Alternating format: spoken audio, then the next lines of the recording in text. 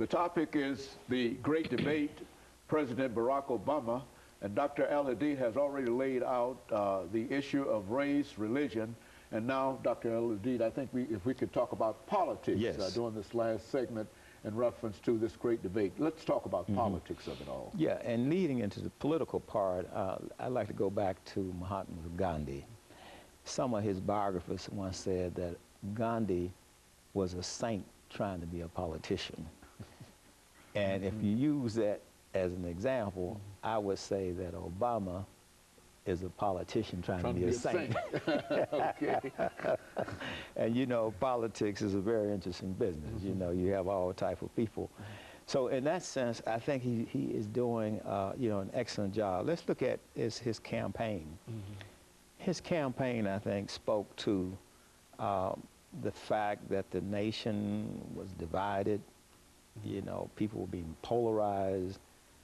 If racism was not above ground, it was certainly underground. And, you know, you had people of religion and getting involved, and it just, America was just becoming so divided.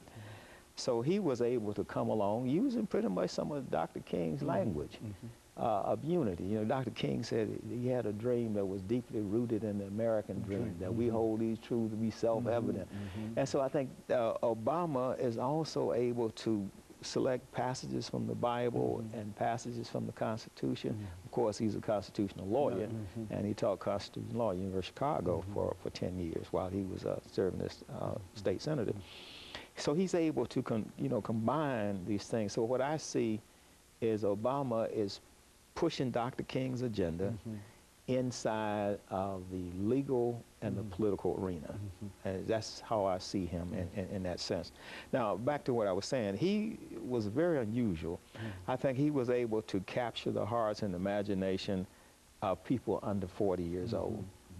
And he was also able to tap into the anger that was out there and the disappointment that was out there, you know, and tap into the fact that people didn't have jobs.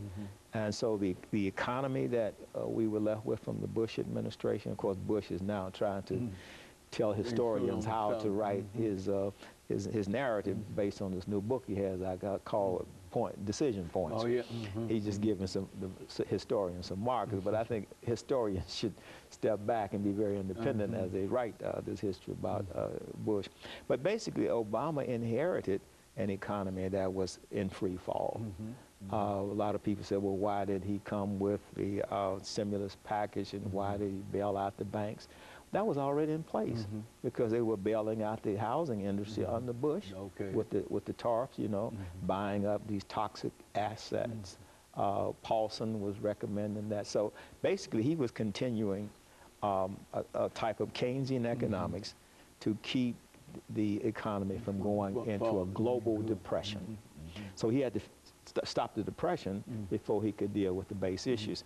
Now I think he's in a situation at midterm, he's done 2 years, where he's going to have to focus on the core issues, which is the economy and jobs. He felt that getting healthcare reform was very important, and I salute him for that. And he somehow connected healthcare reform with getting the economy in place, you know. So now, if he's going to be reelected, he is going to have to drive down the unemployment, which is at about 10% now, drive down the recession. White America is in a recession, black America is in a depression. And so he's going to have to deal with the core economic issues. Now, whether or not he can do that in 24 months, you know, remains to be seen, especially since he does not have, the Democrats don't have control of the House of Representatives as they had when he got the health care measures. They were controlled in the Senate and the House of Representatives. So he's pretty much in the same kind of situation that Bill Clinton was in, with an agenda to improve the quality of life for the average American, improve the quality of life of the American middle class, but not having control of the House of Representatives. Bill Clinton didn't have control of the Senate or the House. Now Obama barely has control of the Senate. So we're now starting to see that he is human. You know, when he was running for president, people thought that he was the Messiah. You know, like he was, could walk on water, you know. But